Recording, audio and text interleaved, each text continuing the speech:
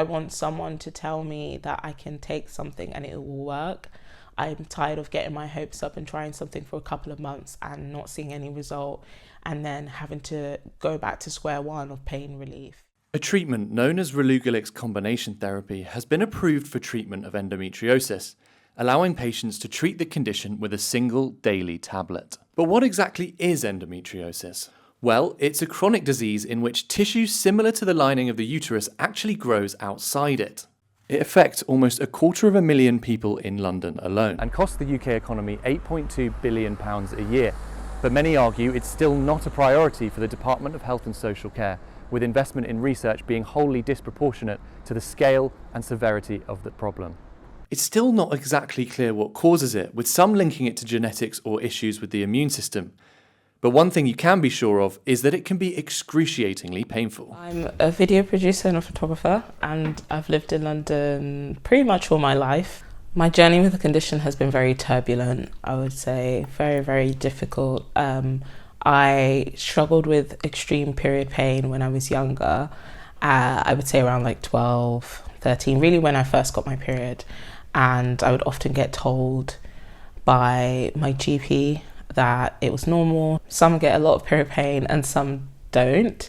And that was just a standard expectation. And I just happened to be one of the unfortunate people that happened to have terrible period pain. It escalated when I was on holiday in France, and I just felt like an explosion happened in my abdomen.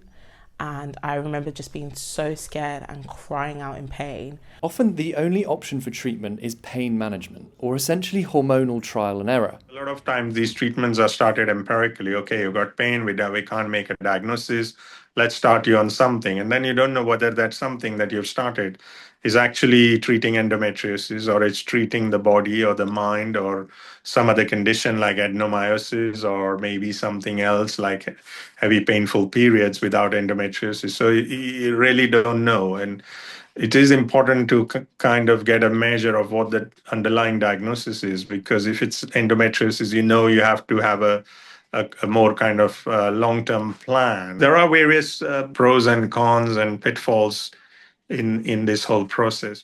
We definitely need improved diagnostics. I think that's where the conversation should start. It's been a touchy subject the last week for people in the endometriosis community. But even my mum sent me the article and was like, "There's a new drug for endometriosis." I was like, "Mum, I went on this in 2023. It's not new." So I had really bad rectal bleeding, pain during and after sex, really bad abdominal bloating, pelvic pain, nausea, fatigue, really heavy, painful bleeding, kind of outside of when I was during my period and having my period. So I had a lot of different symptoms, and I spent about 6 years back and forth at the GP being told it was just IBS, it was gluten intolerances, it was stress, it was part of being a woman.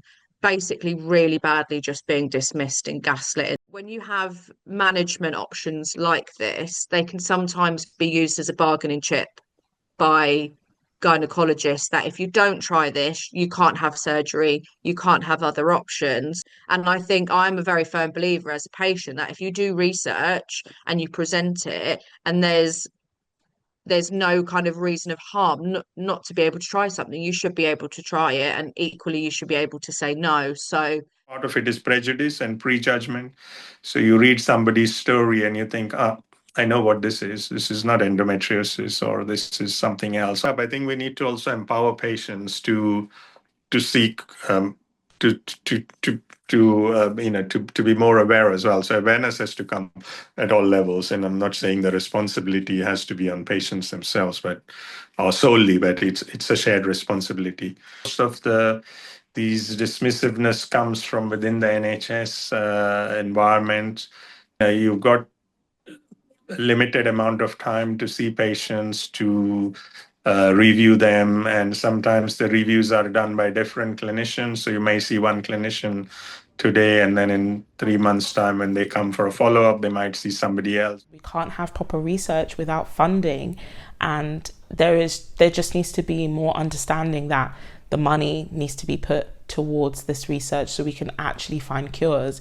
Approval for this new hormonal therapy offers a glimmer of hope for those suffering with this condition.